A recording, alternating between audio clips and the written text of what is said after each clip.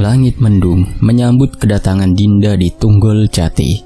Jalanan desa penuh tanah liat basah dan pohon-pohon randu menjulang dengan daun berguguran seperti bisikan dari langit. Ia menurunkan tas ransel, kamera, dan sebuah buku catatan tua yang sudah penuh lipatan. Nafasnya menggantung. Disinilah katanya jejak terakhir wayang Wong murni masih dipentaskan, bahkan jika hanya oleh segelintir orang tua yang tak mau pindah ke kota. Wayang Wong. Rumah tempatnya menginap sederhana, berdinding anyaman bambu, dan berdiri tak jauh dari balai desa. Ibu pemilik rumah, Mbok Ning, menerima Dinda dengan wajah cemas, bukan ramah. "Kamu dari mana?" "Yogyakarta, Bu. Mahasiswi seni pertunjukan.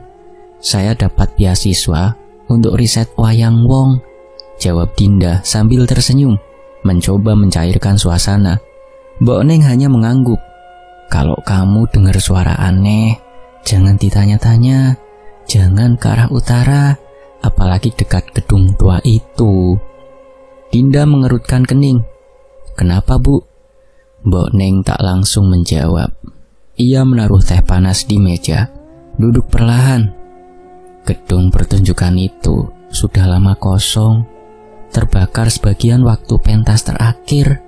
Dalangnya mati, tapi suara kendangnya masih kedengeran kalau bulan mati.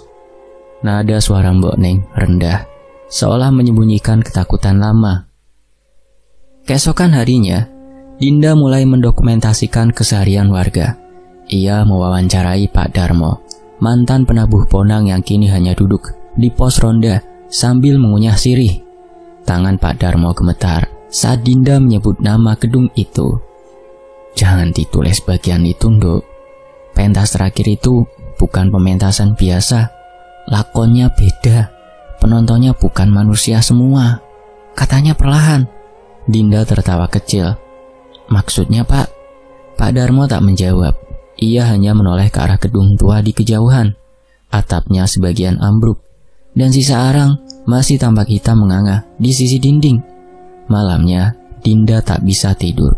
Pikirannya dipenuhi rasa ingin tahu. Ia membuka laptop, mengecek ulang rekaman wawancaranya.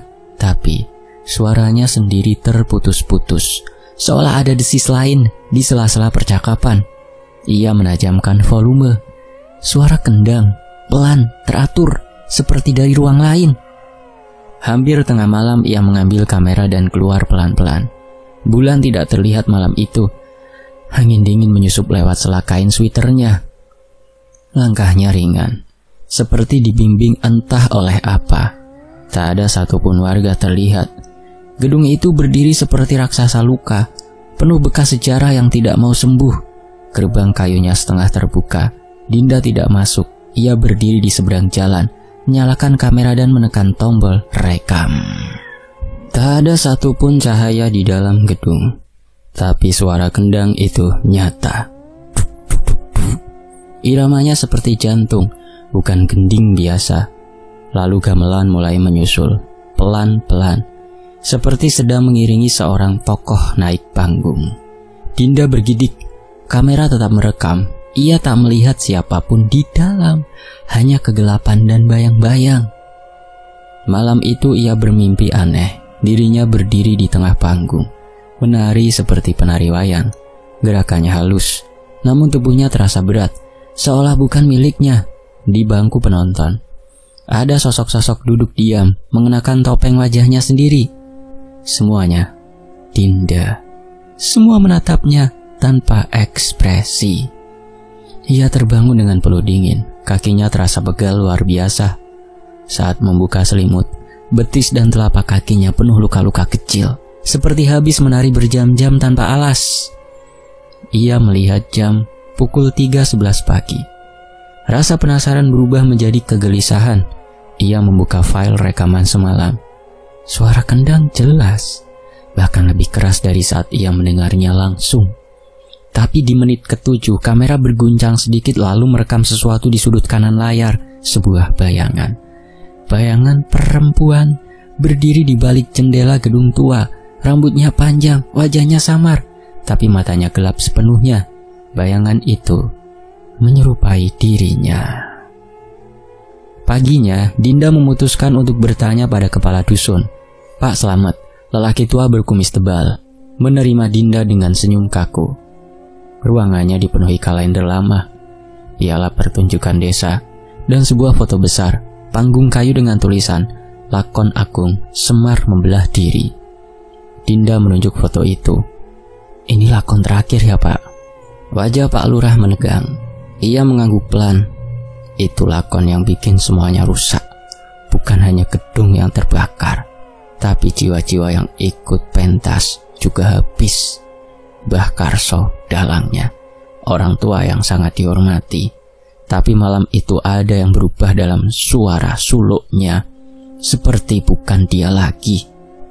"Siapa yang menulis lakon itu, Pak?" "Tak ada yang tahu, tapi katanya itu lakon yang ditulis untuk memanggil yang lain, yang bisa membelah tokoh dan membelah penari dari jiwanya." Dinda terdiam, tubuhnya merinding. "Jadi benar suara kendang itu masih terdengar?" Pak Slamet tak menjawab. Ia hanya berdiri, mengambil dupa kecil dari laci dan menyerahkannya kepada Dinda. "Kalau kamu sudah mulai mendengar suara itu, jangan teruskan. Kembalilah ke kota. Di sini yang bisa menari tanpa tubuh masih hidup." Malam berikutnya Dinda tak tidur. Ia duduk di teras rumah, memeluk lutut, mendengar desir angin dan denting yang nyaris tak terdengar. Suara kendang datang lagi, tapi kali ini dari dalam dirinya, bukan dari luar. Tubuhnya ikut bergetar, seperti hendak bangkit tanpa ia kehendaki. Ia memejamkan mata, mencoba melawan. Namun bayangan itu muncul lagi di pikirannya. Wajah yang sama, tapi tak punya mata. Dan ia tahu sesuatu telah mulai menggerogoti dirinya dari dalam. Dinda terbangun dengan nafas tersengal. Malam baru berganti pagi, dan langit masih abu-abu. Keringat dingin membasahi pelipis, leher, dan punggungnya. Selimut tergulung di lantai. Saat ia duduk, rasa nyeri menyambar telapak kaki hingga ke betis. Ia menyingkap sarung tidurnya. Luka-luka merah memanjang, seperti digores kerikil tajam. Debu tanah menempel di kulitnya. Ia tahu ini bukan mimpi biasa. Malam sebelumnya ia tidur tepat setelah menyusun transkrip wawancara. Tak ada suara kendang, tak ada angin ganjil. Tapi dalam mimpinya ia menari, lengkap dengan gerakan wayang putri. Lemah gemulai, tapi penuh tekanan di sendi. Tangannya mengikuti gerak klasik yang ia sendiri tak pernah pelajari. Saat duduk di depan kaca, ia merasa canggung, seperti bukan dirinya yang duduk di situ. Matanya cekung, bibirnya pucat. Tubuhnya masih terasa letih, seperti habis berlatih semalaman. Tapi ia tak ingat pernah bangun dari kasur. Ia membuka laptop. Kamera yang disambungkan malam sebelumnya ternyata masih merekam, dan ia mempercepat video, melihat dirinya tertidur. Lalu gerakannya mulai. Perlahan tubuhnya bangun sendiri, posisinya sempurna. Kaki kanan melangkah ke depan, tangan kiri membentuk ukel, kepala miring anggun ke samping. 1 jam ia bergerak, tak sadar matanya tetap terpejam, tapi tubuhnya menari, terlatih. Seperti ada ruh dalang yang mengendalikannya. Di menit ke-43, layar menjadi lebih gelap. Ada bayangan di belakang Dinda, muncul di ujung video, berdiri kaku, tak bergerak, hanya menatap. Bentuknya perempuan, rambut panjang, baju tidur yang sama, postur tubuh yang identik. Wajahnya adalah wajah Dinda sendiri, tapi matanya hitam, seluruhnya kosong. Dinda menghentikan video. Tangan kirinya gemetar. Ada sesuatu dalam dirinya yang tak bisa dijelaskan logika. Ia mencoba mengingat, tapi tak ada memori tentang gerakan itu. Tak ada jejak ingatan bahwa ia pernah belajar tari sehalus itu. Ia tak pernah menyentuh pentas, hanya mencatat, hanya mengamati. Siang itu, Dinda keluar rumah. Ia menuju kedai kopi kecil di tengah desa, berharap udara luar bisa menenangkan pikirannya. Tapi orang-orang memandangnya lain. Ada bisik-bisik. Anak kecil bersembunyi di balik kain ibunya. "Dia penari malam itu, Mak," bisik salah satu anak. Dinda berpura-pura tidak mendengar. Ia duduk di sudut kedai, membuka buku catatannya, tapi belum sempat menulis. Seorang lelaki tua duduk di hadapannya. Kulitnya coklat tua, tangan penuh bekas luka bakar, tatapannya tajam. "Kau sudah melihatnya?" Dinda menegang. "Melihat apa, Pak?" "Bayangmu." Dinda diam. Lelaki itu mencondongkan tubuh, berbisik, "Kalau kau teruskan, bayangmu akan belajar menggantikanmu." Santetnya tidak membunuh, ia menyalin. Dinda terpaku, ia tak mengenal lelaki itu, tapi ucapannya seolah menampar bagian terdalam dirinya. "Bapak siapa?" "Aku yang dulu hampir pernah kehilangan tubuhku, tapi aku lebih dulu tahu dan pergi. Kau sudah terlambat beberapa langkah." Ia bangkit meninggalkan secari kertas lusuh di meja. Di dalamnya tergambar dua sosok penari, satunya terang, satunya gelap, tapi mereka bergerak dalam posisi yang sama. Malam ketiga, Dinda tak menyalakan kamera. Ia mencoba tidur lebih cepat, memasang musik gamelan pelan, berharap mengalihkan pikirannya dari rasa takut. Tapi tubuhnya terus gelisah, ada sesuatu yang ingin bergerak sendiri. Jari-jarinya menegang, lalu meliuk pelan, bahunya bergetar. Ia tak bisa menahan. Tubuhnya bangkit, langkah kakinya mengikuti pola yang tidak disadari. Mata tetap terpejam, tapi ia tahu ia sedang tampil. Tak ada penonton, tapi rasa ditonton itu nyata. Tangannya melambai, mengikuti gerakan putri dalam lakon klasik. Tapi rasa sakit mulai merambat, seolah tiap gerak ditarik dari luka lama. Ketika ia terbangun, langit sudah terang. Jantungnya berdegup keras. Pakaian tidurnya basah, bukan oleh keringat, tapi lumpur. Ujung jarinya berdarah.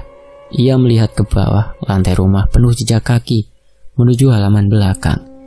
Dengan gemetar ia mengikuti jejak itu. Langkah-langkah berakhir di dekat pohon jambu. Di sana ada bekas lingkaran tanah, seperti tempat seseorang atau sesuatu menari semalam. Tiba-tiba ponselnya berbunyi, pesan dari nomor tak dikenal. "Aku tahu gerakanmu lebih baik darimu. Aku akan lebih cepat belajar menjadi kau."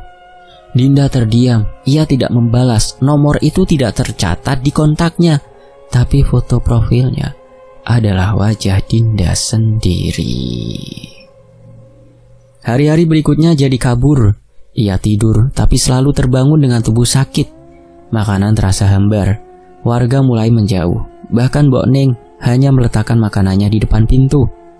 Setiap malam ia merasa bayangannya semakin dekat. Kadang terdengar suara nafasnya dari belakang kaca. Kadang ia melihat siluetnya berdiri di sudut ruangan, diam, menunggu, dan selalu matanya hitam. Dinda akhirnya kembali membuka kamera. Ia perlu bukti. Ia ingin tahu seberapa jauh proses penyalinan itu berjalan. Ia menyalakan perekaman, lalu tidur. Pagi harinya saat memutar rekaman, sesuatu berubah. Di awal, ia hanya melihat dirinya bangun dan mulai menari. Tapi di menit ke-15, bayangan perempuan itu muncul. Tapi kali ini, dia yang menari. Dinda hanya berdiri diam, tertunduk, seolah peran mereka sudah tertukar. Bayangan itu tersenyum, lalu menoleh ke arah kamera, menatap lurus, seolah tahu ia sedang ditonton. Dinda menghentikan video. Untuk pertama kalinya dalam hidupnya, ia merasa tubuhnya bukan miliknya lagi. Ia berbicara dalam hati, tapi suaranya seperti tak sampai. Dalam cermin, ia melihat bayangannya berkedip lebih dulu darinya. Ia sadar, bayang itu bukan hanya menyalin, ia sedang menggantikan, perlahan, pasti. Keesokan malam, Dinda kembali menemui Pak Sastro. Rumah dukun tua itu kini seperti gua, dikelilingi kegelapan dan wangi menyan yang menusuk. Pak Sastro tak banyak bicara. Ia menatap wajah Dinda yang kini semakin pucat. Sengkolo sudah setengah tubuhmu, Nduk, katanya perlahan. Separuhmu bayang itu. Aku kenapa, Pak? Tanya Dinda, suaranya parau. Karena kamu telah membuka pintu yang mestinya tak dibuka. Lakon itu cuma cerita, ia semacam naskah pemanggil. Semar dalam lakon itu membelah diri, seperti yang sedang terjadi padamu. Dinda menelan ludah, tubuhnya lemas. Kalau dibiarkan, tubuhmu akan kosong. Dirimu yang asli hanya akan jadi penonton. Yang mengendalikan adalah bayangmu sendiri. Dia belajar dari gerakanmu, cara bicaramu, dan keinginanmu yang tak pernah kau ucapkan. Pak Sastro menyalakan kemenyan, lalu mengambil seutas benang merah dari kendi. Satu-satunya cara menyelamatkan jiwamu adalah mematahkan sengkolo itu, katanya. Dinda menatapnya dalam diam. Bagaimana caranya, Pak? Pak Sastro menatap api kecil dari lilin tanah liat. Harus ada panggung, harus ada pertunjukan. Bayangmu hanya bisa muncul kalau kau memainkannya sampai akhir. Lalu saat ia paling nyata, itulah saat kau bisa memutusnya. Tapi bagaimana aku tahu aku yang mana? Pak Sastro tak menjawab. Ia hanya menatap Dinda dengan sorot mata iba. Kamu harus cukup kenal siapa dirimu untuk membedakan mana yang nyata, mana yang palsu. Kembali ke rumah singgah. Malam itu Dinda tak bisa tidur. Ia menyalakan semua lampu di rumah itu. Cermin-cermin ia tutupi dengan kain. Tapi dari celah tirai, ia bisa merasa sesuatu mengintip, bukan dari luar, tapi dari balik matanya sendiri. Tubuhnya sendiri mulai terasa asing. Suaranya saat berbicara ke diri sendiri terdengar lebih berat. Bayangan di dinding kadang bergerak lebih dulu dari gerak tubuhnya. Bahkan langkah kakinya terdengar dua. Dinda tahu waktunya hampir habis, dan lakon yang ia temukan yang seharusnya tetap terkubur telah menemukan panggungnya kembali. Pagi buta, kabut menggantung rendah di antara pepohonan jati yang mengelilingi Tunggul Jati. Dinda memutuskan pergi. Ia tak membawa banyak barang, hanya kamera, catatan lapangan, dan satu koper kecil. Jalan desa sunyi, burung pun belum berkicau. Mobilnya menyusuri jalan tanah, melewati sawah yang mulai menguning. Hatinya mantap. Namun setelah 15 menit, ia kembali ke titik yang sama. Pertigaan kecil di depan warung kosong. Ia yakin sudah memilih arah yang berbeda. Tapi tiap belokan membawanya kembali ke pertigaan itu. 3 kali, 4 kali, 10 kali. Langit makin terang, tapi suasana tak berubah. Tak ada orang lewat, tak ada suara. Dinda turun dari mobil. Udara sekitar seperti beku. Ia menengok ke kiri, jalur menuju balai desa, tapi tak ada apa-apa. Hanya bayang dirinya di kaca spion. Ia menatap lekat-lekat bayangan itu dan merasa bayangan itu tersenyum, padahal wajahnya datar. Dinda mual, muntah di pinggir jalan. Ia kembali masuk mobil, menyalakan mesin, tapi pedal gas terasa berat, setir seperti terkunci. Musik radio tiba-tiba menyala sendiri. Suara kendang bertalu cepat, semakin keras, seolah ada pentas yang dimulai dalam tubuh mobilnya sendiri. Dinda menjerit, lalu mematikan mesin. Semuanya hening. Ia menyerah, turun, dan berjalan kaki. Esok paginya, warga menemukan seorang perempuan berdiri di tepi sungai. Pakaiannya basah, rambutnya menjuntai ke depan, menutupi sebagian wajah. Ia menari, gerakan wayang lengkap, lambat dan berirama, tapi anehnya, matanya putih seluruhnya, tak berkedip, tak melihat. Gerakannya terlalu sempurna, seperti tak berasal dari tubuh manusia. Ibu-ibu yang sedang mencuci sempat melihat dan berlari ketakutan. Salah satu pemuda desa memberanikan diri mendekat. Saat ia memanggil, perempuan itu berhenti menari, lalu menoleh. Tapi senyumnya tak mengandung kehangatan. Ia hanya bergumam, "Aku telah menemukan wadah." Orang-orang bingung. Mereka mengenal wajah itu Dinda, tapi bukan Dinda yang biasanya. Lalu mereka membawanya ke balai desa. Ia tak melawan, diam, tapi tetap tersenyum kecil. Tangan kirinya terus bergerak, seolah memainkan tokoh wayang di udara. Dinda sadar kembali setelah dibawa ke balai desa. Sore harinya, pintu rumah Pak Sastro diketuk. Dukun tua itu perlahan membukanya. Di depannya berdiri seorang perempuan dengan mata sembab, wajah lelah dan suara gemetar. "Pak, tolong saya, Pak," kata Dinda. "Saya bukan yang tadi, Pak." Pak Sastro menatapnya lama, lalu menyuruhnya masuk. Dalam cahaya temaram rumahnya, ia melihat dengan jelas, di depan matanya kini ada 2 Dinda. Satu yang tadi dibawa warga ke balai desa, duduk kaku tersenyum. Satu lagi, Dinda yang menangis dan ketakutan. Tak ada yang tahu mana yang asli. Keduanya membawa ingatan yang sama. Keduanya mengenal nama-nama warga. Keduanya tahu peristiwa yang terjadi sejak Dinda tiba. Tapi ada perbedaan kecil. Yang satu berbicara dengan nada datar dan tidak pernah berkedip. Yang satu lagi terlalu sering menangis dan gemetar. "Aku ingat semuanya," kata Dinda yang menangis. "Aku sadar waktu mimpi itu berubah jadi kenyataan. Aku berusaha kabur tapi selalu kembali ke jalan yang sama. Lalu aku merasa tubuhku bukan tubuhku lagi." Dinda yang satunya hanya berkata, "Aku ingin tinggal. Aku sudah cukup lama menunggu." Pak Sastro menyuruh keduanya duduk saling berhadapan. Lalu ia menyalakan dupa dan membacakan mantra dari lembaran kuno. Udara berubah dingin. Nyala lilin bergetar. Kedua Dinda saling tatap, tak berkedip, satu dengan air mata, satu dengan senyum tipis. Sekilas sama, tapi makin lama perbedaan mencuat. Yang menangis terlihat rapuh, tapi nafasnya berat. Yang tersenyum, tubuhnya sangat tenang, terlalu tenang, seperti tak hidup. "Bayang Sengkolo telah mencapai bentuk sempurna," gumam Pak Sastro. "Ia belajar dari luka, ia tumbuh dari rasa bertolak, tapi kini ia punya kehendak. Ia ingin hidup sebagai kau." "Tapi kenapa dia bisa memisah?" tanya Dinda nyaris tak terdengar.